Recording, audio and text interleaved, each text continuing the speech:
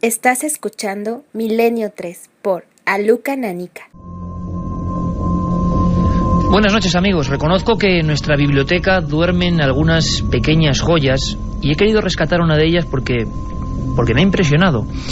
Vais a entenderlo perfectamente porque hoy hablamos de lo que algunos sabios, teólogos, investigadores, antropólogos incluso, han denominado como el tercer lugar. Ni cielo ni infierno. Precisamente tengo en las manos ahora mismo, y esta noche son varios libros los protagonistas indiscutibles, pero tengo un trabajo muy difícil de encontrar, una especie de tesis que se presentó en la Diputación de Valladolid. La portada dice Las ánimas del purgatorio, en la provincia de Valladolid, y es un recorrido apasionante por la descripción artística de unos 50 o 60 retablos y cuadros que ahí duermen en pequeñas iglesias de esa provincia. En la portada viene una fotografía vieja, la pintura un tanto ajada, y aparece un espacio ignoto, extraño, que ha dado muchos problemas y quebraderos de cabeza, porque incluso los propios sacerdotes y teólogos a veces no han sabido bien explicarlo convenientemente a los tiempos que corren del siglo XXI. Es una especie de esfera, una especie de dimensión temporal diferente, y los pintores, por ejemplo del siglo XVII, reflejaba en su interior a lo que parecían ser varias personas, eran las ánimas del purgatorio. Sus caras angustiadas, flotando ingrávidas, como queriendo lanzar un mensaje a los que estábamos al otro lado del espejo, a los vivos. Algunas de ellas aparecen atormentadas por unas extrañas llamas. Y en la descripción exacta de uno de esos pequeños cuadros leo lo siguiente: Palacio de Campos.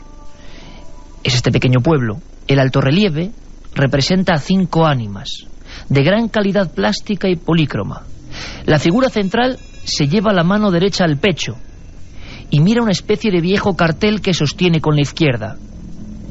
En él está escrito: Educ nos de isto cárcere, líbranos de esta cárcel. Muchos sabios, muchos expertos han hablado del purgatorio, como decíamos antes, el tercer lugar, una especie de otro espacio donde ocurren muchas cosas siempre según la sabiduría popular. Es curioso porque en este trabajo hay datos significativos. Existían y vagaban por nuestras tierras las llamadas cofradías de ánimas. En Castilla, en Valladolid en concreto, había 74 cofradías de ánimas que pedían precisamente óbolos para la salvación de esas extrañas entidades que en el fondo no sabían bien cómo explicarse. Hay quien decía que necesitaban misas y que los vivos podíamos contribuir al bienestar en esa especie de limbo, de purgatorio. En el siglo XX, de esas 74 cofradías que hacían una serie de rituales hoy completamente olvidados, solo quedan 2. 1:44, siempre en directo. Estudio 1, Cadena SER, Milenio 3. Amigos, hoy hablamos de un tema para muchos polémico, para otros obsoleto, para mí interesantísimo: el purgatorio. Hoy es otra noche de esas especiales, con nuestro querido compañero Juanma Frasquet y su sabiduría al elegir cada sintonía, cada música. Viajamos en el tiempo, quizá por ejemplo ese siglo XVII, ¿por qué no?, donde el asunto del purgatorio, que ya era antiguo, había calado muy hondo en toda la red social. Todas las clases, populares y pudientes, creían firmemente en la existencia de esta especie de esfera. Pero hay más. Y estoy seguro que estáis recordando muchos y muchos casos de personas que afirman que han tenido una aparición. Para algunos visiones, alucinaciones, una aparición.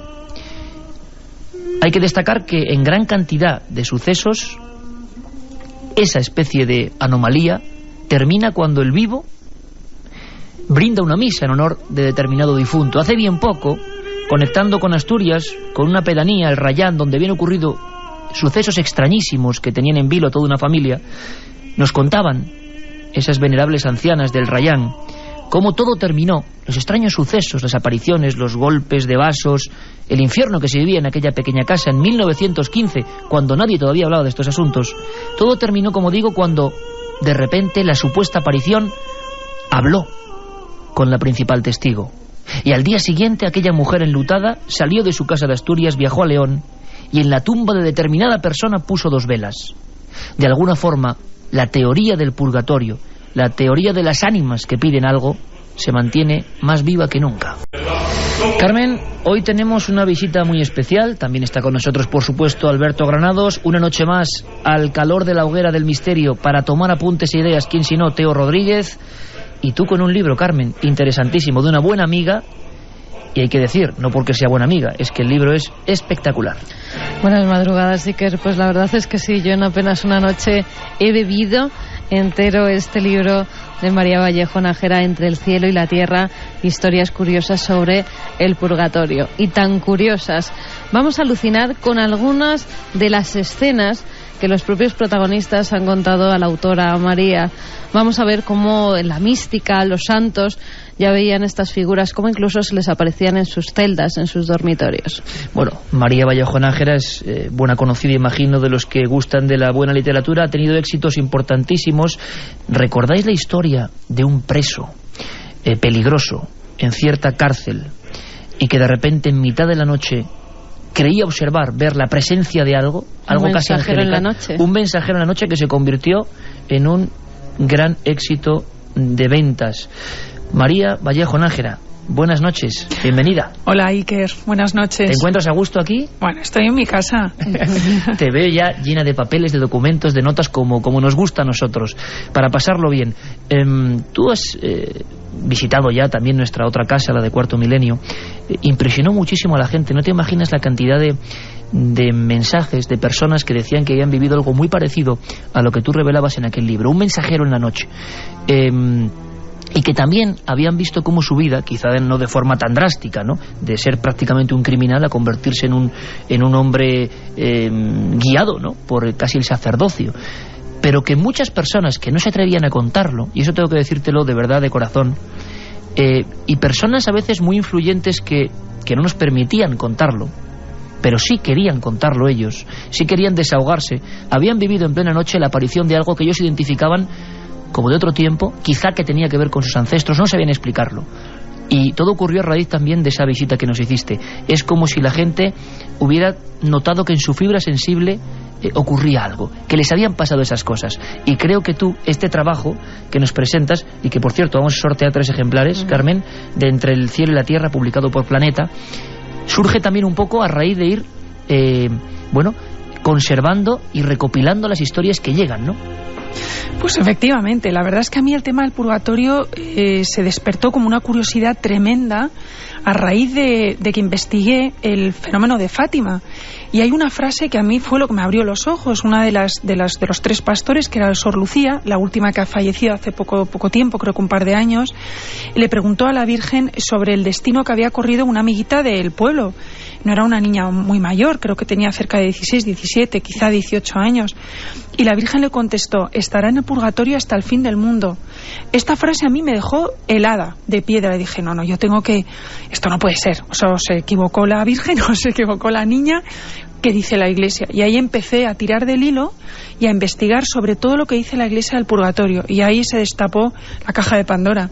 Y llegaste a recopilar un sinfín de documentos, de testimonios, porque claro, cuando hablamos del purgatorio, cuando hablamos de un mundo que parece en desuso en la vida cotidiana que nos plantea la publicidad, la televisión, los medios de comunicación, casi nadie habla de esto ya. Y sin embargo son temas que tienen una profunda vinculación con lo que hemos sido, sobre todo ritos en desuso, una historia que parece que ya... Y sin embargo la gente, sobre todo a nivel privado, dice, me han ocurrido cosas que quizá tenga que ver con lo que la Iglesia consideraba o considera ánimas, ¿no?, del purgatorio.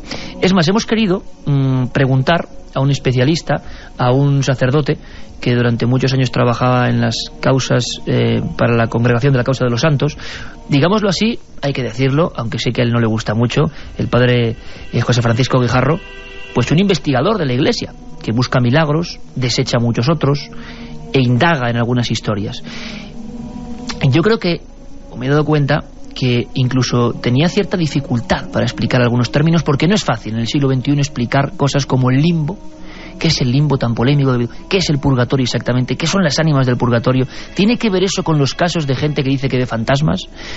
Bueno, vamos a escucharle. las ánimas del purgatorio, se entiende la situación en la que se encuentran los que han fallecido, o sea, han salido de este mundo, de esta existencia histórica por la muerte, habiendo recuperado después de sus pecados el perdón y la gracia de Dios, y que les queda lo que la teología llama la pena temporal, que la pena temporal es las consecuencias que han quedado en este mundo del pecado que hayamos cometido. Y acto seguido le preguntábamos, ¿y esas ánimas que están en un lugar, en una dimensión, que tampoco se ubica muy bien, ni es cielo ni es infierno, pueden aparecerse a los vivos, pueden interactuar con los vivos? Los vivos, siempre según la teología y quizá la parapsicología o lo que se desconoce, pueden ayudar a esas otras personas o entidades. En definitiva, pueden de repente presentarse en este mundo y quizá dar origen a tantos y tantos casos que te han llegado a ti, María, o a nosotros. Bueno, una cosa es que que Dios pueda permitir que en un momento determinado alguno de los que ya han fallecido y que han salido por su propia muerte del espacio y del tiempo se haga presente de una manera real, imaginativa, espiritual o como sea en cada caso, que se haga presente a los que todavía estamos en este tiempo y en este espacio. Bueno, pues lo mismo que están, en primer lugar, las apariciones de Cristo resucitado. Luego, apariciones que ha habido de la Santísima Virgen, de santos, de ángeles, bueno, pues si las pudiera ver, de condenados del infierno, de ánimas del purgatorio. Apariciones de condenados del infierno, desde luego, no suena realmente extraño, pero lo dice en este caso un miembro destacado de la Iglesia.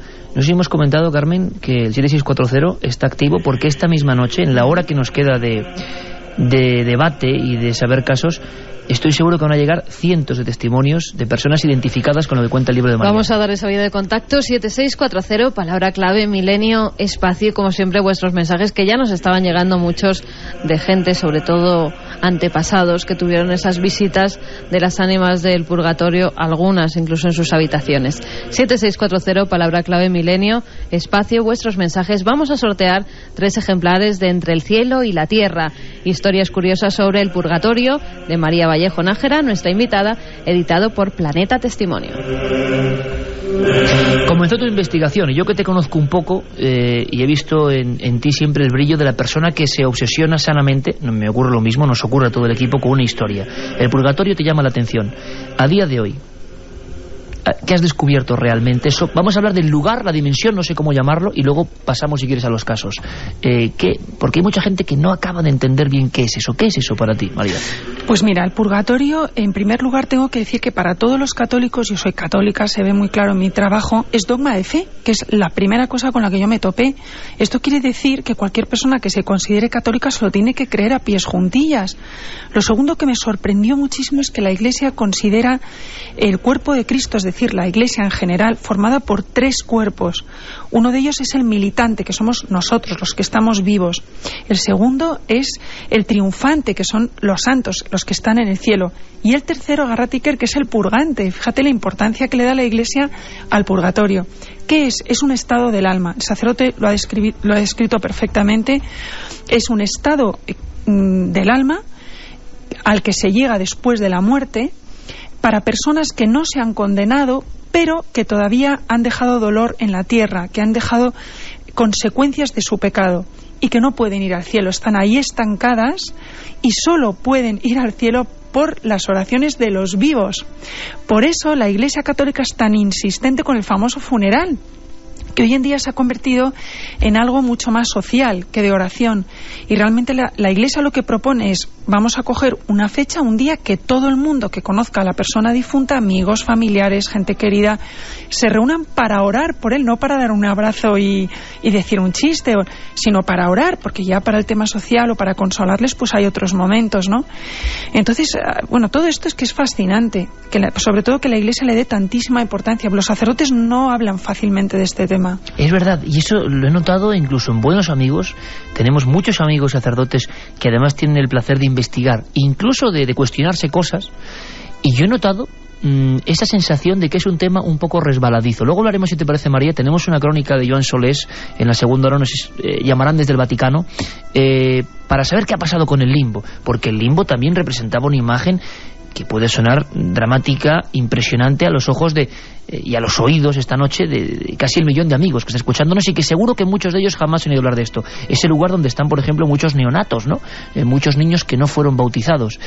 Bueno, todo esto es teología, todo esto es suposición para muchos, todo esto no tiene nada que ver con lo científico. Y sin embargo, cada noche que hablamos de algún tema que tiene que tocar con esto, hay algo, una tecla que se despierta, una puerta que tenemos aquí dentro, como diría nuestro amigo el forense doctor Cabrera, y estoy seguro, y no soy adivino, no tengo nada adivino, que Carmen en este instante está viendo que en la pantalla del 7640 están llegando cientos de mensajes ya de personas que han tenido encuentros con algo. Todo el mundo miente, todo el mundo alucina al mismo tiempo.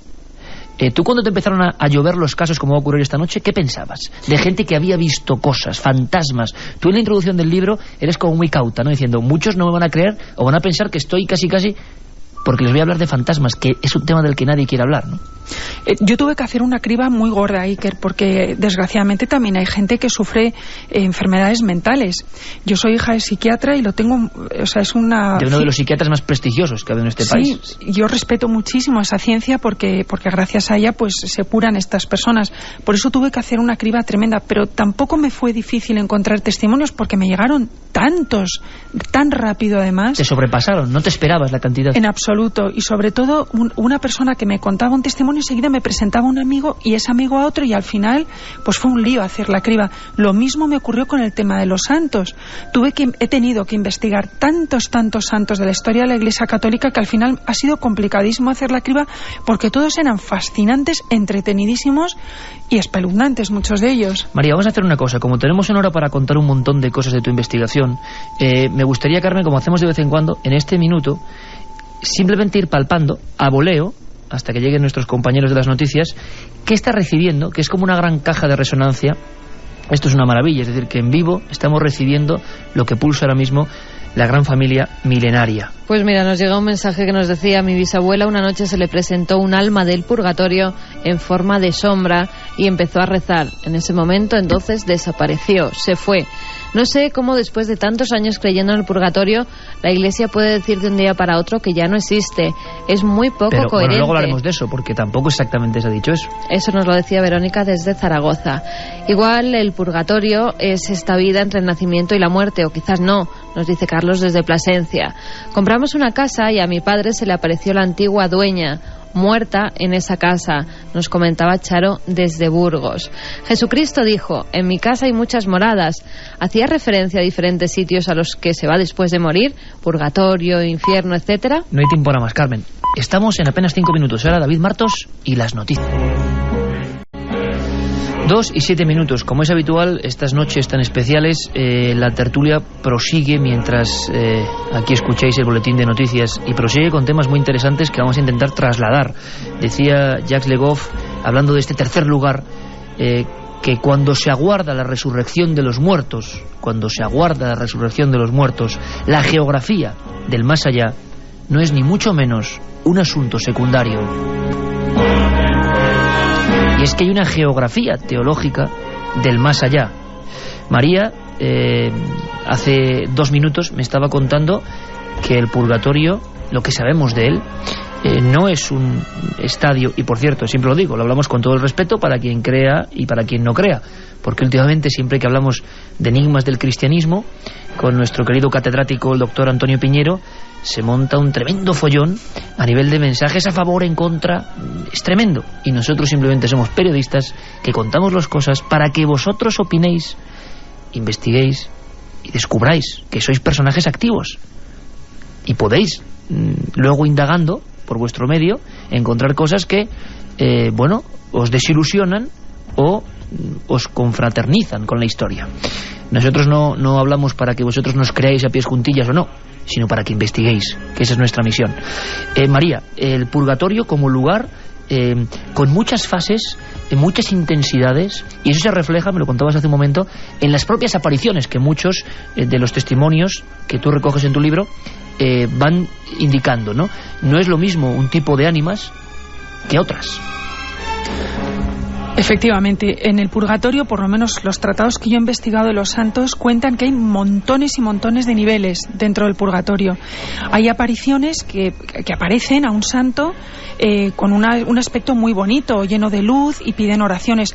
Otras, como es el caso de una franciscana, curiosísimo caso de 1921, del 21 me parece al 28, esta pobre tenía la mala suerte de que se le aparecían almas de un estado del purgatorio súper bajo, hasta el punto que una de ellas la intentó matar. ¿Qué quiere decir estrato súper bajo, muy bajo? ¿Qué quiere decir? Estrato súper bajo son almas que casi son demonios, o sea, que casi están dentro del infierno, que se han salvado quizá porque alguien ha orado por ellos, porque, bueno, pues no lo sé, por un milagro de Dios, pues se han salvado del infierno, lo que quiere decir que pueden llegar al cielo siempre y cuando los vivos recen por ellos. Y a esta pobre monja se le aparecían estos, a veces tenían figuras de animales. El que la intentó matar dice que se le aparecía con forma de mono. Y esta monjita hizo cantidad de sacrificios por él, hizo ayunos muy duros, oró muchísimo, hacía todos los trabajos del convento más duros, y poco a poco veía cómo la aparición iba cambiando, y se sorprendió muchísimo al cabo de los meses de ver que un día se le apareció ya con una figura humana. Era un hombre joven, hermosísimo, de aproximadamente de 3 o 4 siglos antes que el siglo XX, y que le dijo que había sido un caballero, pero que, o sea, un caballero, digo, de la alta nobleza, no un caballero, porque obviamente estaba casi en el infierno, y que estaba agradecidísimo. Y ella le dijo: ¿por qué no han funcionado las misas que yo te he ofrecido? Y le contestó: porque Dios es infinitamente justo, y como en vida yo no di importancia a las misas, tampoco me funcionan ahora. O sea, es increíble cómo todos los testimonios de los santos dan a entender que la justicia divina es igualmente proporcionada a la misericordia de Dios. Entonces, los esfuerzos de los humanos por los seres queridos son muy fuertes o muy débiles para salvarles, dependiendo de ese alma lo que haya pecado. Pero esta monja franciscana también tiene una de las descripciones más terribles que yo he visto en todo el libro, cuando se le aparece esa mujer con un aspecto muy malo, con unos ojos de odio, y que además tiene tanto los labios como la lengua atravesados por un clavo. Espantosa aparición. A mí me chocó muchísimo esa. Efectivamente se le apareció una mujer con un clavo en la boca, y ya se pegó el susto de su vida, claro, y le preguntó qué le pasaba, que por qué tenía ese clavo. Y como no podía hablar porque tenía la boca atravesada, pues esta monjita empezó a rezar. Cuanto más rezaba, más se desprendía el clavo, hasta que el clavo cayó y este alma se pudo comunicar. Y le explicó que había sido una mujer más o menos buena, que había procurado no pecar, pero que había cometido un pecado terrible durante muchos años de su vida, que era la calumnia. Y que, bueno, que estaba en un purgatorio muy duro, que no podía alcanzar el cielo, que la ayudara, que estaba arrepentidísima y que orara por ella. De todas formas, según los testimonios que se recogen, además, tienes una especie de ficha extraída, sí, que es un caso impresionante. Uno de los textos entre el cielo y el infierno, apuntes de un diario sobre las apariciones de las almas del purgatorio. Ahí parece que se reflejan algunas de las apariciones que tuvo esta monja franciscana, como por ejemplo también ese monje, si no recuerdo mal, que se le aparece en su misma celda y la intenta hasta ahogar.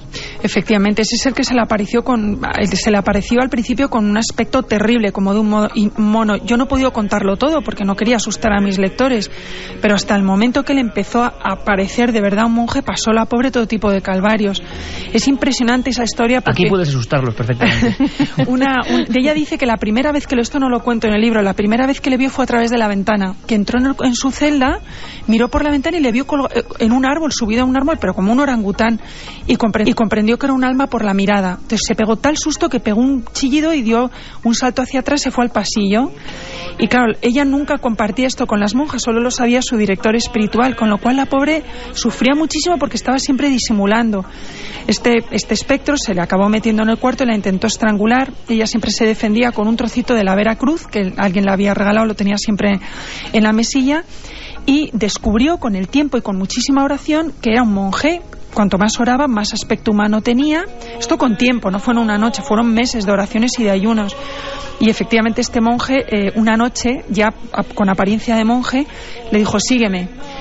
Tantas de la noche, la pobre muerta de miedo se calza, le sigue por el convento, llegan hasta la cocina, el monje abre una trampilla del suelo que ella no tenía ni idea que estaba ahí, luego descubrió que era una bodega abandonada. y le dice, sígueme. Fíjate tú el valor de esta monja y la fe tan tremenda de decir, bueno, pues si Dios me ha dado esto, pues yo tengo que rezar por este alma. Bajaron a la bodega y este espectro le señaló una esquinita de la bodega, pegó un grito horrible y desapareció. Y en ese momento ya tuvo el entendimiento de que esa monja había pecado ahí, pero no dice el tratado qué pecado fue. Yo me lo imagino.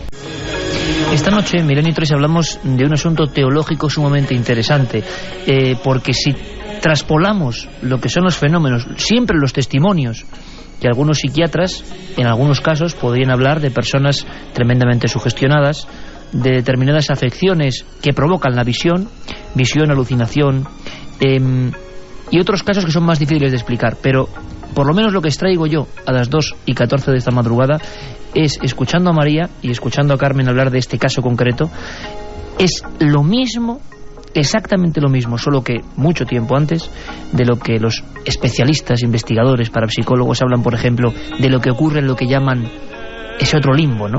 O otro purgatorio, que no es teológico y que llaman bajo astral. Hablabais de almas poco evolucionadas. Es exactamente lo mismo. A veces hay muy pocas diferencias. Recoge María uno de los casos, además en este caso con nombres y apellidos, que lo hemos estado comentando antes, de un señor, de uno de los testimonios que hemos tenido muy parecidos en Milenio, y lo recordarán nuestros oyentes. Yo le contaba a María que la noche en la que hablamos de visitantes de dormitorio... Es que es lo mismo, visitantes de dormitorio, hay gente, perdóname Carmen que te interrumpa, pero hay gente para que cada uno vemos las cosas con nuestras gafas, las que nos han puesto, las que nos han impuesto, las que creemos, y el asunto de figuras que se aparecían en mitad de la noche en una habitación. Durante los años 80, mucha gente, por ejemplo en Estados Unidos, el famoso caso del psiquiatra de Harvard, John Mack, que hizo una tesis doctoral sobre esto, y el día que la presentaba, pues le atropellaron en un paso de cebra y lo mataron. Es una historia también digna de investigación, sobre lo que llamaban visitantes de dormitorio. Y hubo un montón de gente que lo veía desde el punto de vista casi de que qué visitantes pueden ser en este tiempo del siglo XX, en esa época. Pues extraterrestres. ¿Por qué? Porque ángeles ayer, extraterrestres hoy. Ángeles o demonios. El ser humano, gran parte del ser humano, ha sustituido esa creencia religiosa por una creencia tecnológica. Los que están arriba vienen en naves espaciales y nos visitan hasta en nuestro dormitorio, pensaba parte de la gente. Pero si uno analiza lo que es el caso sin creer ni dejar de creer, caramba, es que es lo mismo que se contaba hace siglos en las celdas de clausura y en muchos lugares donde apareció de repente una figura. Aquí recibíamos un mensaje de un hombre de Valencia, José, que nos hablaba de cómo veía la aparición de un niño muy rubio agarrado a los barrotes de la cuna de su hijo. Y María recoge uno de los casos que ella misma ha podido entrevistar, y además en este caso sí que da nombres y apellidos. Es el conde de Romanones, que tiene de pequeño una aparición muy similar. Efectivamente, el conde de Romanones tiene ahora creo que 54 años.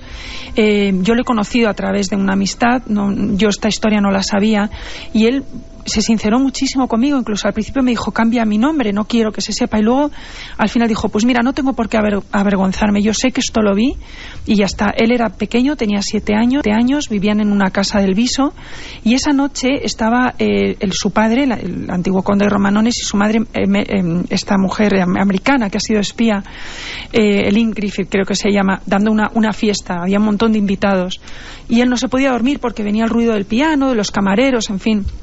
Y de repente estaba mirando al techo, y él dice que literalmente vio atravesar por el techo de su cuarto, que atravesó incluso una lámpara enorme de cristalitos, un mosquetero. O sea, él dice que tenía hasta la pluma del gorro, la espada.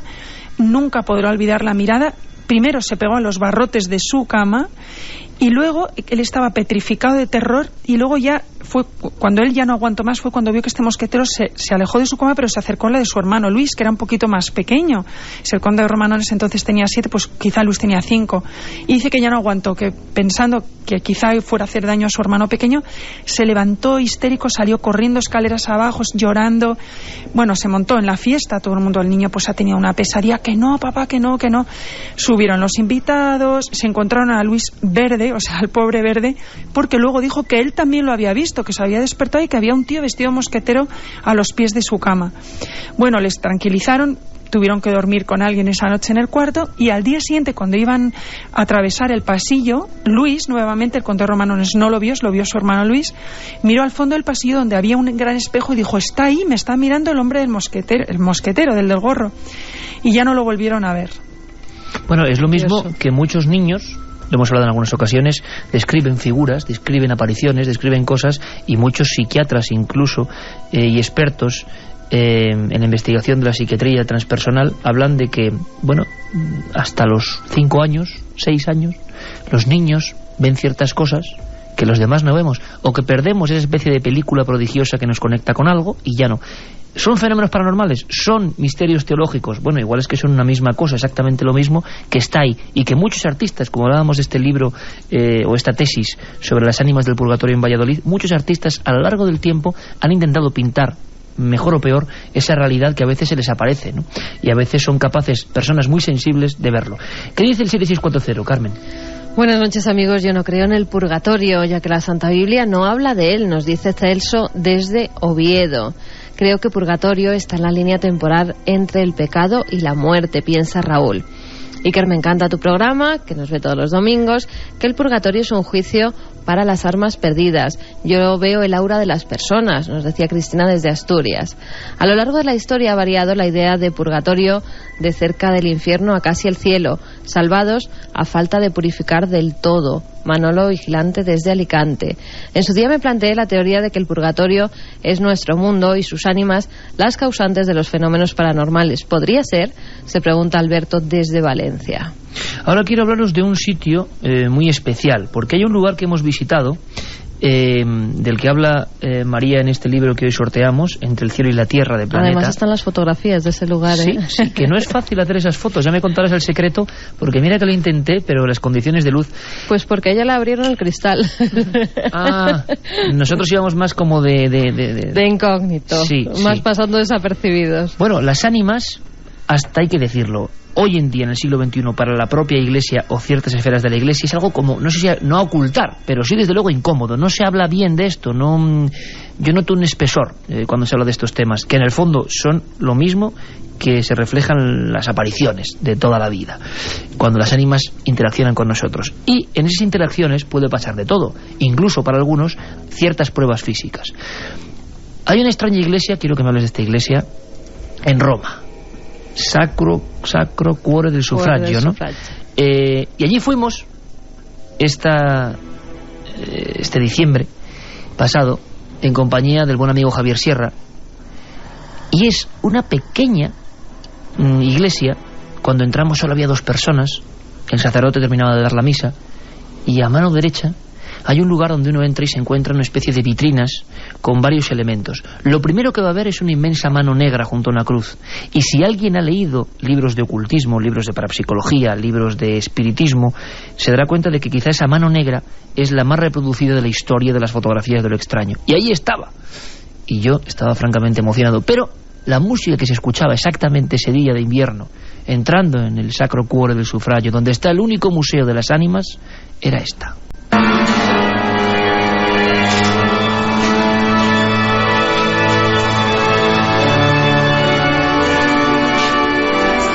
Y nos sorprendió mucho, porque ¿cómo es que en esta pequeña iglesia, en un lugar quizá mucho más grandioso, se ha dedicado un altar a pruebas, documentos, por lo menos lo que aseguran que son pruebas de la interacción de las ánimas con nosotros? Manos quemadas, rastros como rasgaduras. Bueno, nosotros estábamos muy emocionados, hay que decirlo, estando ante aquellos objetos. Por lo menos era un documento periodístico importante. Y decíamos cosas, bueno, son cosas del momento también.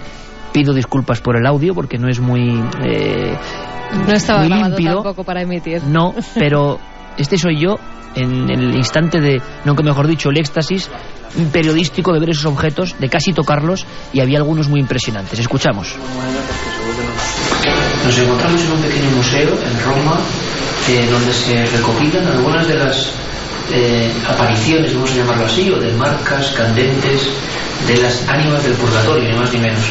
Esta simple cruz con una mano creo que es una de las imágenes más reproducidas en la historia de libros de ocultismo, y el origen está aquí.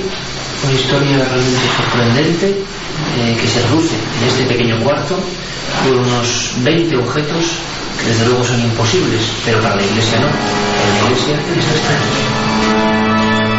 Para la Iglesia esto está aquí. Y después de mí, evidentemente, con la misma emoción, Javier Sierra, que también se lanzaba a contar cosas al vídeo mientras intentábamos fotografiar en vano por la situación de ese cristal, ese puñado de objetos, que tampoco son muchos, ¿no? La iglesia del Sacro Cuore del Sufragio es un lugar único en el mundo. En esta pequeña sacristía, a unos pocos metros del corazón de la cristiandad de San Pedro del Vaticano, se encuentra lo que para muchos son la prueba de que existe el purgatorio, algo que la Iglesia ha descartado en tiempos recientes, pero que incluso las almas que purgan sus pecados allí tienen la suficiente capacidad íntima como para dejar su huella sobre la materia. En algunos parajes de Galicia todavía quedan en los cruceros, en las intersecciones de caminos de esas zonas rurales, los petos de ánimas, y todavía las vemos en figuras muy arcaicas entre las llamas, pidiendo una limosna por su salvación. Lo extraño, eso no es raro, eso se puede ver, ¿verdad?, en diferentes sitios. Lo raro es ver una compilación de supuestas marcas ígneas, como decía Javier Sierra, quemaduras de las ánimas. Gracias a una común amiga, María, a Paloma Gómez Borrero, a la que tanto aprecio tenemos aquí todos, pues pudimos saber un poco de ese lugar. ¿Qué impresión te llevaste tú? Yo me llevé una impresión enorme, como vosotros. Primero me sorprendió que fuera tan pequeñito y que estuviera tan descuidado. Segundo, que fuera tan desconocido. Yo se lo conté esto a muchos sacerdotes, nadie tenía ni idea de que existía esto. Lo más bonito fue encontrar la historia, el porqué de este museo. Este museo nace por un tal padre Jouet, que era un sacerdote francés de principios del siglo XX, que era un enamorado de las almas del purgatorio, no hacía más que orar por ellas, tenía una devoción tremenda. Pero lo que le llevó realmente a reunir esta pequeña colección fue que un día, el 15 de noviembre de 1897, para ser exactos, mientras oficiaba una misa, en una esquina de la capilla de la iglesia de la Virgen del Rosario, surgió un incendio de la nada. La gente se asustó muchísimo, les pareció ver a todos los que estaban en ese momento en la misa que había una persona dentro que se estaba quemando. Cuando fueron con agua, ese fuego se desapareció delante de los ojos de todos, pero la figura que habían visto revolverse en las llamas se quedó impresa en la pared de la iglesia, en el muro. Y esto lo presenció el tal padre Jouet, se quedó alucinado y dijo: yo empiezo ya un museo del purgatorio porque estas cosas la gente las tiene que saber. Hubo tal afluencia de personas, de devotos de las almas del purgatorio para visitar esta figura, que además sale retratada en el libro, que la iglesia tuvieron que tomar medidas para protegerla, para que no la dañaran, y todavía sigue ahí. Y luego fueron haciéndose acopio de una serie de elementos donde lo que se repite son quemaduras. A ti, Carmen, también te impresionó, tú conocías la biografía de algunos de estos objetos, pero allí estaban marcas casi siempre como de manos que queman, en la mayoría, claro, o de dedos que se impresionan en almohadas, en sábanas, es que sé que hablabas tú de la mano negra con la cruz quemada, como si estuviera recién candente y se hubiera puesto en esa tela. Vienen muchos tratados de demonología, precisamente hablando de esas almas que no pudieron transcurrir en los estadios hasta llegar hasta el cielo o a estadios superiores a lo que era el infierno. Y a muchos se la relaciona con eso, con almas infernales que han dejado su impronta en algunas telas, en algunos almohadones, para que se vea también el reflejo del mal y no se olvide nunca. Y esas marcas están ahí, evidentemente, desde la visión lógica. Cualquier persona hoy en día que pueda ver esta iglesia tan especial, tan extraña, podríamos decir, porque era un ambiente, ya no solo porque uno va, nosotros, nuestra pequeña comitiva, iba allí de noche en diciembre y sabiendo más o menos lo que había, sino porque el lugar es peculiar, ¿no? María, es una iglesia que incluso se ha adornado de cierta fama un poco macabra, hay que decirlo. De eso me he enterado hace muy poco tiempo. El libro estaba ya publicado, tenía una nueva amistad, es una chica que vive en Roma, y cuando se leyó mi libro me llamó desde Roma y me dijo: mira, María, yo no sé si lo sabes, pero esta iglesia siempre ha tenido muchísimos problemas. La gente no suele ir a ella porque dicen que es gafe, que es una iglesia gafe, ha tenido muchos incendios, durante una época se movían algunas cosas dentro de la iglesia y por eso la gente no va, porque tiene un poco de miedo. Es la única iglesia gótica de Roma, está muy cerca del castillo de Sant'Angelo, en la calle Lungotebre Prati número 12, y lo digo por si hay algún visitante en Roma ahora español que lo cuente, bueno, que se acerque y que lo vea. Que lo vea. Era impresionante. Nosotros, cuando estábamos viendo con la pequeña cámara y recorriendo aquellos cuadros donde con pequeñas fichas, tampoco sin profundizar mucho, te decían, bueno, marca dejada por un ánima bendita del purgatorio en la sábana de la señora tal. Bueno, y ahora entiendo, María, por qué a esas horas, que tampoco eran tan intempestivas, en la misa. Es que fuimos 3 veces, Fuimos 3 veces, siempre estaba cerrada. Siempre estaba cerrada. Y dos señoras. Lo mismo, sí, a mí me costó mucho es un poco de novela, sí. Es un poco de novela ese lugar. Y yo recuerdo que ya cayendo la noche y una tenue lluvia, salimos fuera, vimos lo que sería el friso de la iglesia. Carmen lo grababa. Esa grabación no la voy a poner porque yo a veces, bueno, pues se me cruzan los cables y estaba emocionado y decía, caramba, es que un pantocrátor ahí con las ánimas labradas, ¿verdad?, en la piedra, en plena noche en Roma, y decía, claro, es que esto te recuerda a auténticas películas un tanto de terror, ¿no? Pero claro, que se ubican en lugares que luego es que son reales. Y ahora entiendo por qué solo aquellas 2 ancianas con un pañuelo en la cabeza, en un banco, todos los demás vacíos, y el sacerdote. Era una imagen que dices, de haberse preparado para un guión, quedaría peor. O sea, era auténtica. Sí. Y bueno, ¿y por qué las ánimas, siempre hablando, por supuesto, de creencias, por qué las supuestas ánimas del purgatorio, siempre según estas pruebas que se recogen ahí, María, ¿qué has podido averiguar? ¿Por qué queman? ¿Por qué su marca es una impronta ígnea? Es curiosísimo, esto aparece muchísimo en la vida de los santos también, las ven en llamas, envueltas en llamas. ¿Por qué? Pues por lo mismo que os conté antes, lo de la mujer del clavo en la boca, porque reflejan, es un estado del alma, refleja de una manera el dolor que están padeciendo. Nosotros no lo podemos ver ni sentir, pero sí una persona humana viva se puede imaginar lo que está sufriendo alguien que está siendo quemado. Entonces yo creo que esto son cosas de Dios, que Él permite este tipo de apariciones en llamas para que sepamos el sufrimiento semejante que está pasando ese alma por tener la ausencia de Dios, y que tenemos que, en vez de echarle un cubo de agua, que obviamente no va a hacer nada, en este caso tenemos que orar por ellos y ofrecer misas. María, de los objetos que había en esa vitrina, yo no sé exactamente cuántos, 14 o 15 objetos, ¿a ti cuál es el que más te impresionó? ¿Bien por la visión del objeto o bien por la historia que encerraba detrás? A mí me impresionó muchísimo el hábito de una monja. Es un mandil de una monja que tiene perfectamente, clarísimamente, 3 huellas de manos que han quemado la tela y que han dejado una impronta clarísima.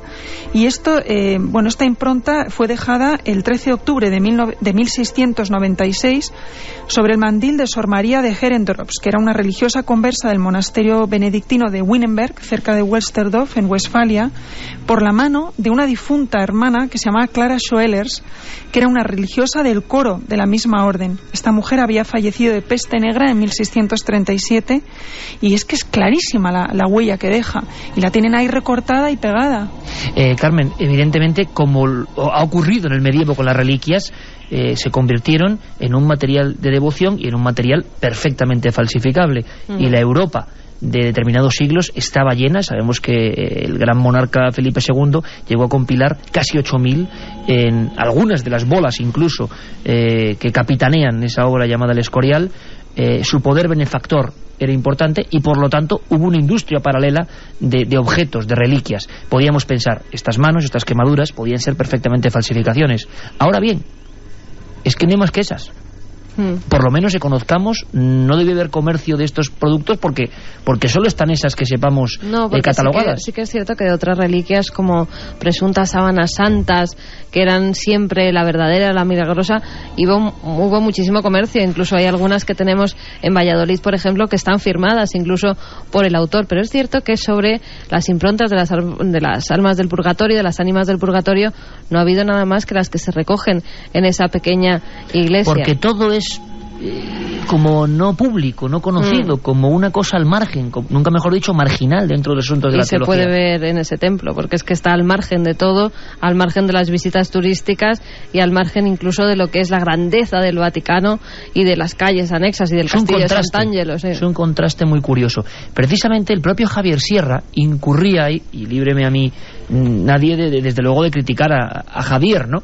Pero sí es cierto que él, en ese día de diciembre lluvioso en la iglesia, mirando eso decía, bueno, el purgatorio de alguna forma que ha dejado de existir, decía, porque a finales de este año hubo como muchas declaraciones, cosas, y la gente, muchísima gente, incluso dentro de la iglesia, creen que el purgatorio ya no existe. Nos hemos encontrado con esa faceta y eso no es del todo cierto. Efectivamente, Iker, están equivocados. Como os he comenzado la entrevista diciéndoos que el purgatorio es dogma de fe, está todo muy... ¿Y por qué la gente piensa que ya no existe? Por pura confusión. Quizá porque el Vaticano ha estudiado el tema del limbo, y creo, pero no estoy muy segura porque yo el limbo no lo he estudiado, que lo han desestimado. Sin embargo, el purgatorio, como te vuelvo a decir, es un tercio del cuerpo de Cristo, el purgante.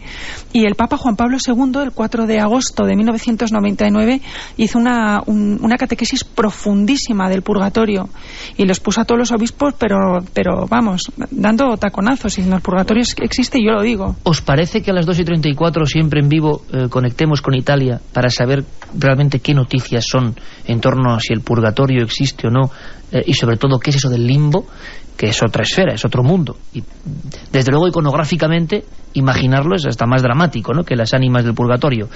Nuestro corresponsal en Italia, Joan Solés. Amigo Joan, ¿dónde está el purgatorio? Saludos, ¿qué tal? Pues bajando la escalera en el primer rellano, allí estaría el limbo. O al menos así era en el siglo XIII, cuando empezaban a cantarse estas alabanzas de penitencia que escuchamos en interpretación de la Escuela de Música Sacra Medieval. Entre los indolentes y los incapaces de frenar sus pasiones, los lujuriosos, los golosos, los avaros, los iracundos y los perezosos del segundo y siguientes rellanos del remolino infernal. Allí situó el limbo Dante, autor de la Divina Comedia y padre de la literatura italiana, en el primero de los 9 peldaños de la escalera cada vez más estrecha que descendería al centro de la tierra y cuya profundidad y severidad de castigo sería gradual según la gravedad de los pecados. Sin embargo, la teología católica lo situaba no al margen del infierno, como se desprende del significado del limbus en latín, sino fuera del paraíso, sin visión de Dios hasta el día de la liberación, no por responsabilidad personal de los muertos sin bautismo, sino por el pecado original que gravaría sobre la humanidad. Allí situaba la Iglesia también las almas de los muertos sin pecados graves de las generaciones anteriores a la institución del bautismo con Jesucristo. De todas formas, los teólogos de este siglo prefirieron abandonar la doctrina del limbo y principalmente tras el Concilio Vaticano II la Iglesia evitó dar una definición oficial. Juan Pablo II, que a los 9 años vivió la dramática experiencia del fallecimiento de su madre y de su hermana recién nacida y por consiguiente sin bautizar, consideró solo el paraíso, el infierno y el purgatorio no lugares físicos sino estados de ánimo. El nuevo Papa, Benedicto XVI, ha considerado el limbo no una verdad de la fe, sino una hipótesis teológica, y lo ha excluido de la doctrina de la Iglesia. Una comisión teológica internacional ha establecido que las almas sin bautizar de los recién nacidos gozan de la infinita misericordia de Dios. Dicho de otra forma, merecen el paraíso.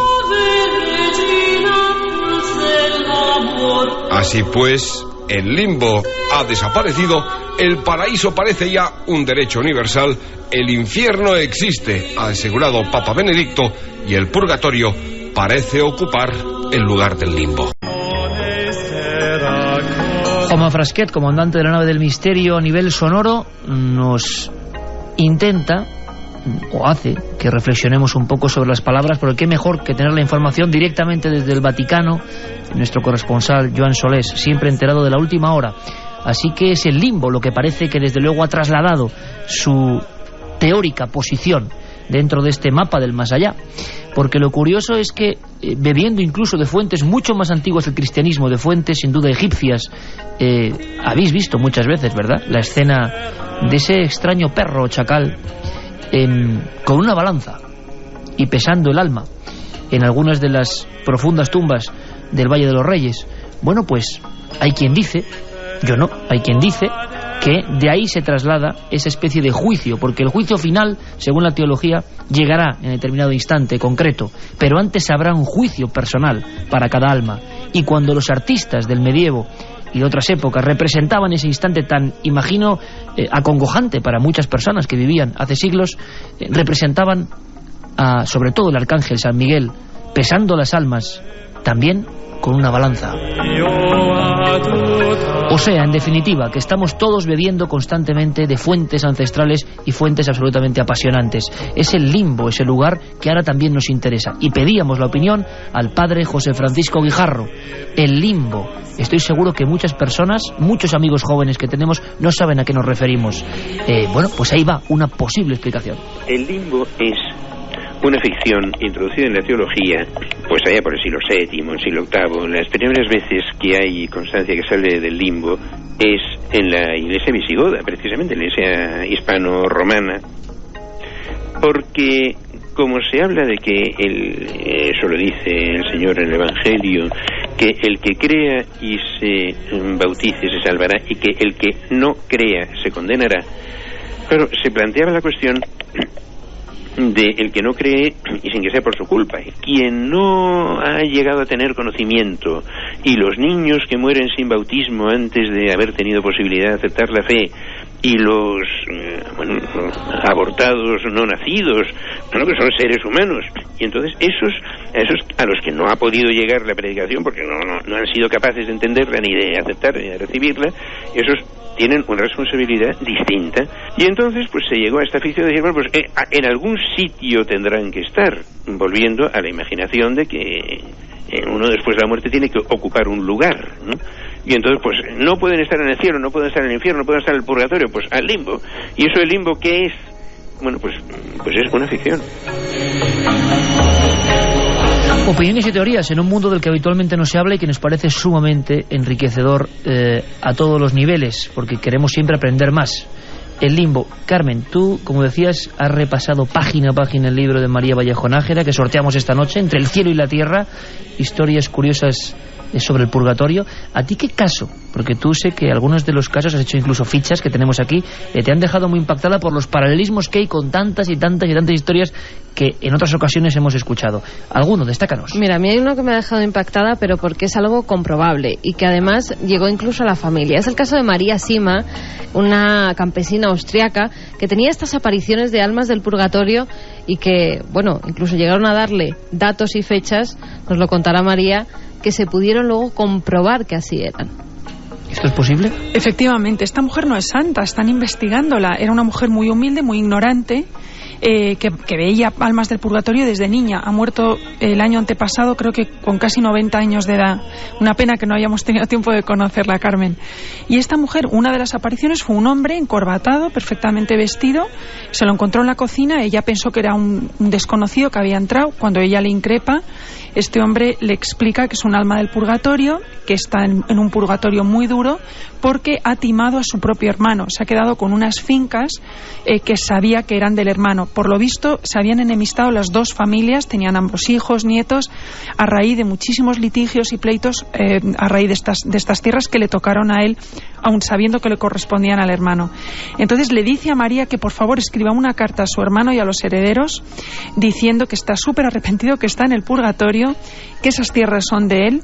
Le da a María Sima la dirección de correo, el teléfono, le da todo. María Sima, y desaparece. María Sima se queda alucinada, claro, pero decide dar el paso y dice, no tengo nada que perder. Si piensan que estoy loca, pues nada, ¿qué le voy a hacer? Y su sorpresa fue enorme cuando pocos días después de recibir la carta, esta familia desde Alemania se pone en contacto con ella para decirle, oiga, ¿usted quién es que sabe tantos y tantos datos de mi familia? Eran los hijos del fallecido, ¿no? Y esta es la historia que contaban. ¿Y historias semejantes entre nuestros oyentes? Imagino que no con esa profusión de datos, pero sí muchos y muchos y muchos que dicen que quizá su abuelo, quizá ellos mismos, quizá su madre, se encontraron en cierto punto de la historia, de su historia vital, con alguien que se presentaba repentinamente, incluso en personas que no tenían ningún tipo de creencia. Mira, una amiga nos dice, la hija de mi primo veía a un viejo en su casa hasta que un día viendo fotos lo reconoció. Era mi abuelo, que no llegó a conocer. Le tuvieron que dar una misa. En San Bartolomé de Tormes, en Ávila, tenemos el cementerio dentro del pueblo a escasos metros de las casas. Mi abuelo me contó que en una sombra reconoció a un difunto. Qué pena que en el colegio, en clase de religión, no hablemos de estos temas tan interesantes. Menos mal que estáis vosotros. Un saludo de Jonander desde Baracaldo. Me declaro ateo siempre, pero ¿qué clase de ateo es que la palabra purgatorio siempre me estremece, incluso más que el mismo infierno? Seguid así. Mi abuelo lleva años muerto y hace poco tiempo que suele llamarme en el cementerio. Me dice, busca, nieta, aquí. Ojalá pueda saber cómo ayudarle, nos dice Baena desde Málaga.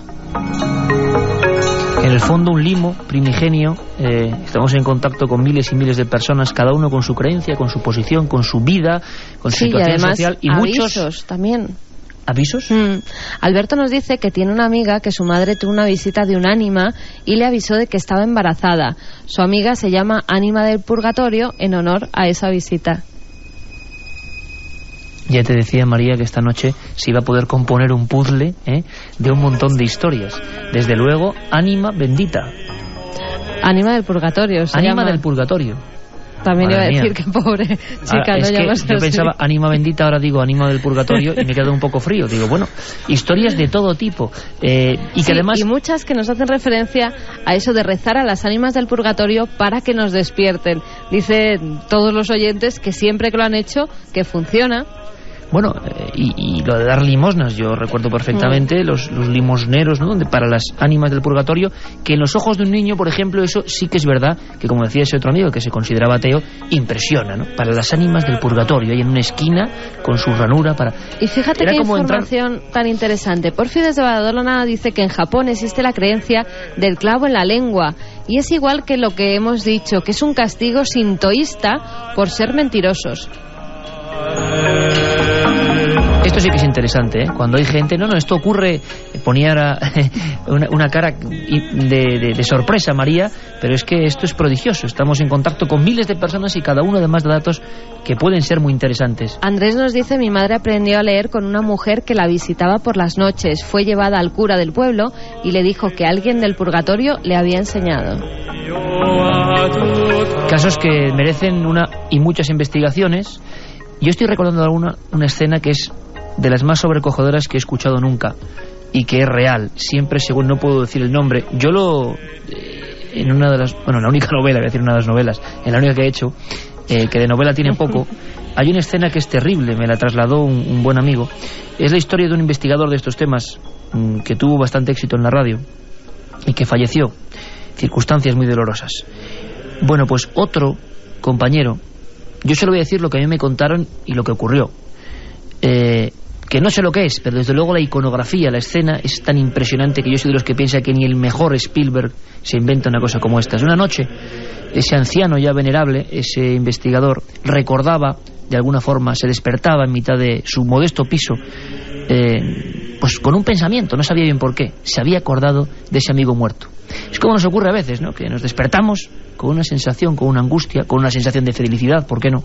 Pero ese fue un pensamiento muy concreto, que quién sabe si es algún tipo de llamada.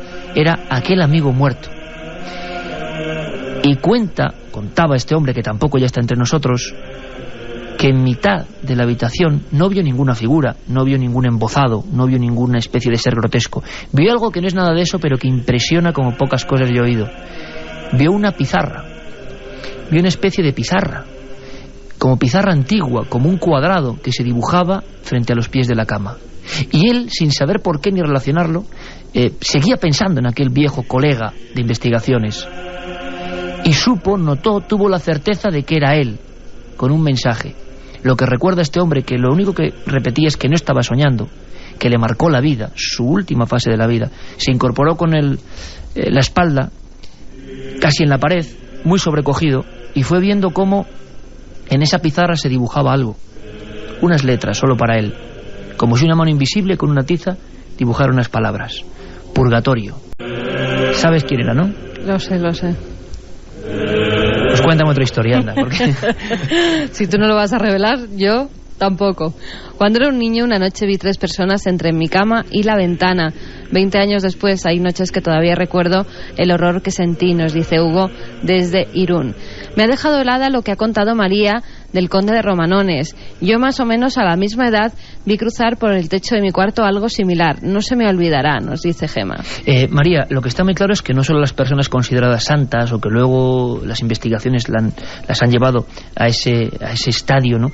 Sino personas normales y corrientes también han sufrido las mismas apariciones. Y a raíz de tus investigaciones y de hacerlas públicas, a ti te irá llegando lo que hablábamos de ese reguero de personas que no tienen tampoco nada de santidad, que son como cualquiera de nosotros y que, como está ocurriendo esta noche, también han visto cosas iguales, idénticas, ¿no? Efectivamente, mi web está ahora mismo medio bloqueada de la cantidad de... Bueno, ya verás luego. de la cantidad de lectores que me están contando, de lectores desconocidos para mí, que me están contando. Hoy, por ejemplo, he recibido dos muy curiosos. Uno de ellos es de una señora que me dice que ella desde pequeñita ve las almas, que nunca se ha atrevido a decírselo a nadie. Es ya abuela, parece muy culta por cómo escribe el mensaje, con palabras muy bonitas, de frases muy bien estructuradas, y dice que la última que le ha pasado es que fue al cementerio, que se murió un familiar o un amigo, y vio una mujer sentada en una tumba y que ella pensó que era una señora que también venía al sepelio o lo que fuera, pero se dio cuenta que nadie más que ella la veía. Cuando se lo comentó a su marido, dijo, pero y hay una señora que además les estaba saludando, sentadita, con una falda escocesa y un jersey de cuello alto, y el marido decía que no hay nada ahí. Otro que he recibido hoy también es de un muchacho que me dice que su madre le ha contado ayer o antes de ayer, después de leer el libro, que cuando el abuelo murió, es decir, el padre de esta mujer lo estuvo viendo como durante un año por la noche en su cuarto, y que se sentaba en una silla muy cerquita de la cama hasta que ella se dormía. Lo curioso es cómo ella se podía dormir, y hasta que alguien le recomendó que hicieran más misas aparte del funeral, y no volvió a ocurrir. Hemos recogido, si hiciéramos un análisis de estos 5 años de Milenio 3 o de cuarto milenio, miles de casos de apariciones en España, solamente en España. Yo creo que de esas apariciones hasta un 50%, y hago la estadística un poco a voleo, la persona identifica a un ser querido en los mismos días en que éste ha muerto. La visión de tu propia madre, o sobre todo abuelas y nietas, fundamentalmente, hay una conexión, o abuelos y nietos, sobre todo mujeres, que ven la figura. Pero luego hay otro porcentaje, pues, de personas desconocidas que parece que están ahí en otro sitio, que no son conscientes de su situación en algunos casos, y esto nos recuerda a éxitos del cine reciente como El sexto sentido, donde ese niño, desde la visión un poco espiritista, veía a otros niños, uno que se había suicidado, veía a una niña que había muerto envenenada, y todo eso en el fondo nos habla de una idéntica, de una misma realidad. Pero lo más curioso es, ¿no te da la impresión, María, de que esas personas a veces te lo cuentan como un desahogo, que en su vida cotidiana, que con su familia, no les van a creer, incluso lo van a pasar mal, tienen miedo viendo determinados programas de televisión de que les traten, claro, por locos, por chiflados, y ellos sufren a veces, pues nunca mejor dicho, como una pequeña penitencia tener esa historia? Cuando encuentran un lugar amable o un lugar donde nadie se va a reír de ellos, donde les van a respetar por lo menos su historia, lo cuentan. Efectivamente, desde luego en mi caso así ha sido. Ha habido personas que me han contado que no entienden por qué me lo cuentan a mí cuando no se han atrevido ni a contárselo a su marido, a su mujer o a sus hijos. Y es lo que tú dices, sí, que sienten mucho pudor. En mi libro he tenido que ocultar menos 3 testimonios, todo el resto he tenido que ocultar a las personas, pues son casi todos ellos personas muy conocidas de la sociedad española. O sea que nos impresionaríamos, eso lo digo yo de vez en cuando, si pudiéramos contar todo lo que tenemos que callar por respeto a esos testimonios, ¿cuánta gente, vamos a llamarlo así, de la alta sociedad, en el sentido no de alta sociedad solo monetaria, sino personas de influencia, personas que rigen el destino a veces de un país y han tenido experiencias de este tipo y te dicen, pero no lo cuentes, por Dios? Sí, eso es lo que me ha pasado. No me refiero a personas, bueno, el conde Romanones es quizá el único en ese estrato social. A todos los demás son banqueros, ingenieros, arquitectos. Yo he procurado también escoger este tipo de personajes para no equivocarme, que yo sabía que eran prestigiosos, que por lo tanto no estaban locos o no lo parecían por su profesión. También he incluido un testimonio de un monje, de un ermitaño, que él es el único que también me ha dejado poner el nombre, pero es una persona desconocida. Los demás son todos bastante conocidos. Hay uno que además lo pasó bastante mal en un palacete del siglo XVIII en Sevilla, ¿verdad? Con una aparición que tuvo cuando estaba, además por estas fechas, justo en Semana Santa. Efectivamente, ese es un amigo mío y creo que solo lo sé yo. No se ha atrevido a contárselo a nadie más.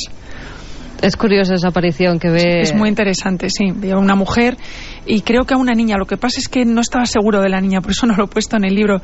Y atravesó la pared delante de él, se metió en la cama y le dijo a su mujer: no te vas a creer lo que me ha pasado. La mujer dijo, no me lo creo, y nunca más volvieron a sacar el tema. Había una pregunta que imagino que se repite, no lo sé, en el 7640, es, bueno, ¿y si todo esto es un fenómeno? Vamos a plantearlo, un fenómeno que está desde el principio de los tiempos acompañando a los hombres, que los parapsicólogos le llaman fantasmogénesis, los espiritistas espíritus, y la religión también desde su punto de vista lo llama ánimas del purgatorio. Pero ¿y si ninguno tuviera la razón? Es decir, si es un fenómeno que es mucho más antiguo incluso que la propia religión, ¿tú qué opinas? Bueno, vuelvo a decir que yo soy muy católica, yo soy muy creyente. Yo creo que la Iglesia ha dado en el clavo. De verdad que lo creo, Iker, porque solo hay que leerse la vida de los santos para descubrirlo. Pero bueno, yo por supuesto respeto todas las creencias y todo. Lo que no tienes duda es que el fenómeno existe. Absolutamente, existe, pero vamos, absolutamente, porque ya son demasiados los testimonios que he recibido y demasiados los testimonios que han sido investigados por la Iglesia, pero muy a fondo. Cuando la Iglesia investiga lo hace de verdad. Lo hace de verdad, con médicos, con todo tipo de... La ciencia que está en sus manos hasta el siglo que estamos ahora, hasta el siglo XXI. Y ellos lo creen, y yo también lo creo. Pero también hay gente y joven hoy en día que no pertenece a la Iglesia, ni tiene nada que ver con ella, como una chica de 35 años, me estabas contando antes, que tiene esas apariciones y las sigue teniendo hoy en día. Esta chica de la que hablas es uno de los testimonios más fascinantes que he investigado. Ella tiene 35 años y ve las almas del purgatorio desde muy niña. Se dio cuenta de que era raro, de que era un caso raro cuando con 4 o 5 añitos se murió su abuela, fueron a enterrarla, era la primera vez que iba al cementerio, y dice que lo vio llenísimo de gente y que la sorprendió que estaban todos igual vestidos, como con un trajecito blanco. Y empezó a decir, mamá, pero si nos están rodeando millones de personas. Y la madre dijo, no, estamos solo 30 de la familia. Y ahí empezó su preocupación y la preocupación de toda la familia. Esta persona no es muy conocida socialmente, yo la creo, no era muy religiosa, se ha ido convirtiendo y acercándose mucho a la Iglesia con todo lo que ha descubierto a lo largo de todos estos años. Si os parece, terminamos, Carmen, con el último racimo y por supuesto daremos los ganadores de ese libro, Entre el cielo y la tierra, porque ¿qué ha ocurrido en el 7640? ¿Qué ha ocurrido, como siempre que hablamos de estas cosas que no son muy lejanas? No es hablar de fenómenos solo de sabios, sino que, pese a quien le pese, muchas personas de cualquier condición, repetimos, lo están viviendo, lo tienen como un pequeño secreto de familia. Lo están viviendo y a veces lo pasan mal. Necesito vuestra ayuda, nos dice un amigo. ¿Se puede escuchar un mensaje dicho por alguien que ha muerto en 1889 en el que me dice, no me suicidé y a él tampoco, nos asesinaron? Caramba, ¿estas historias también te han llegado, María, de este tipo? Bastante, sí. Porque muchas veces la impresión que nos da en todo esto tan raro es que siempre hay secretos, cosas no resueltas, incluso a veces rencillas, venganzas, crímenes, por qué no decirlo, en núcleos familiares, y pasa el tiempo y de repente eso, como una piedra en el camino, surge llamando o clamando la atención, ¿no? Mi padre dice que cuando sueñas mucho con alguien muerto es que está en el purgatorio y quiere que reces por él, nos comentaba Ana. Dani dice que últimamente ve como una sombra negra que me persigue. ¿Qué puede ser esto? ¿Puede ser un alma? Bueno, ante todo lo que hay que decir es que lo más probable es que no sea nada, no tienes por qué asustarte, y la mayoría de los casos, también hay que dejarlo muy claro porque no hay que preocupar a la gente, ¿no? Pueden ser pues por motivo de cansancio, de cambios de todo tipo, alucinaciones, visiones. Que uno tenga una alucinación y una visión no quiere decir que esté mal de la cabeza, ni mucho menos. Todos a lo largo del tiempo podemos enfrentarnos a ese espejo de cosas que también nos rodean, ¿no? Así que un poco de... Hola amigos, mi madre de pequeña y su familia vivieron una experiencia espantosa con alguien que decía ser un alma del purgatorio, nos dice Ranchi desde Madrid. Mi padre de pequeño recibió la visita de una aparición durante varios días. Mi abuela le convenció para que le preguntara qué quería de él y mi padre así lo hizo. Le tuvieron que rezar varias misas. Mi hijo ve desde los 3 años un hombre y niños en casa. ¿Eso es que están aquí? Santi de Sevilla nos dice, las ánimas están en el purgatorio por haberse muerto dejando algún tema pendiente. Pues sí, eso es lo que... Veo al compañero Teo Rodríguez que sonríe ahí a un lado. Él, que hace los guiones de terror, y a veces no hay más que acudir, de terror o de historias de misterio, y no hay más que acudir a la profunda realidad, ¿eh? Cada uno de estos cientos de mensajes son en sí una historia, lo que pasa que es real. Carmen, 3 ganadores. Vamos no hay con los para ganadores de Entre el cielo y la tierra, historias curiosas sobre el purgatorio, con nuestra invitada María Vallejo Nájera. Lo ha publicado Planeta Testimonio. Uno de ellos es para Enrique, desde Linares, que nos decía, el cielo y el infierno son aquí y ahora. Son la consecuencia de nuestros actos para con aquellos que comparten nuestro tiempo. El otro es para Antonio de Murcia, que decía, a mi hermana se le apareció mi abuelo de pequeña. Le preguntó qué quería, pero con sus lloros no lo oyó. le hicieron varias misas y con todo eso todo pasó. Y el último es para Elena desde Girona. Mi abuela rezaba por las noches a las ánimas para que la despertasen por la mañana. La llamaban por su nombre. Pues María Vallejo Nájera, gracias por tu primera visita a esta Casa del Misterio y de la Investigación. Lo hemos pasado genial, mucha suerte con el libro y ya verás la web, cómo va a estar a partir de ahora. Muchas gracias a vosotros, es siempre un placer estar contigo, Iker. Igualmente, muchísimas gracias por la visita. Y yo me quiero quedar, a ver si Juanma vuelve a ponerme una música de estas que han sido, pues banda sonora. Porque en uno de estos cuadros con los que empezábamos en Valladolid había además otra frase atribuido a Santa Brígida, que también impresiona si uno lo escribe y lo ve debajo de esas ánimas envueltas en llamas. Decían que un día de ese cuadro salió una voz universal de la cárcel del purgatorio, que exclamaba: Señor Jesucristo, justo juez, infundid vuestra caridad en los corazones de los eclesiásticos para que logremos copiosamente el alivio con su canto. Oh Dios y Señor, usando tu potestad incomprensible, remunera con 100 por 1 a cuantos vivientes nos socorren con sus sufragios y nos elevan a la luz de tu deidad en esta eterna visión. Somos las ánimas del purgatorio. Hasta mañana.